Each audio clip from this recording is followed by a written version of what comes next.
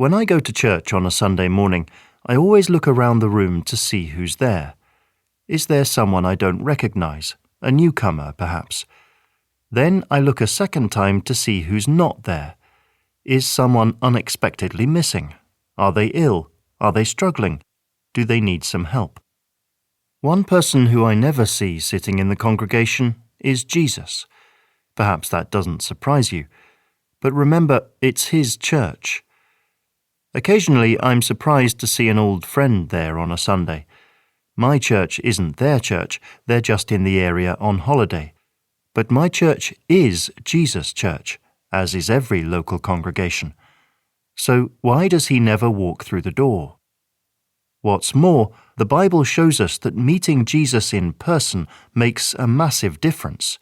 His presence changes everything. Jesus comes to stay. Luke chapter 5, verses 27 through 32. When a man named Levi met Jesus, the first thing Levi did was hold a party for Jesus in his home. You can read about it in Luke chapter 5, verses 27 through 32. What makes this all the more remarkable is that Levi and his friends were tax collectors, social outcasts at the time. They were Jews who collected money for the occupying Roman state. So Levi was a collaborator, a traitor to his people, an enemy of God. And now, a friend of Jesus? The party he holds becomes a powerful demonstration of what Jesus is all about. It is not the healthy who need a doctor, Jesus says, but the sick. I have not come to call the righteous, but sinners to repentance. Verse 31. For Levi, the presence of Jesus is life-changing. He later becomes an apostle and a gospel writer. Then Jesus does it again. Some months later, he invites himself to the home of another tax collector, Zacchaeus, chapter 19, verses 1 through 10. Again, the effect on Zacchaeus is transformative. He becomes a new man, giving away half his possessions to the poor and reimbursing anyone he's cheated. Today salvation has come to this house, declares Jesus, verse 9. Salvation has come home because Jesus has come home. Jesus was accused of being a glutton and a drunkard, a friend of tax collectors and sinners, chapter 7, verse 34 and chapter 15, verses 1 through 2. It's an accusation that Luke's Gospel seems more keen to confirm than deny. Jesus loved a party. The theologian Robert Carris concludes, in Luke's Gospel, Jesus is either going to a meal, at a meal, or coming from a meal. Jesus eats and drinks with sinners as a sign of friendship and love. He makes his home among them. That was then.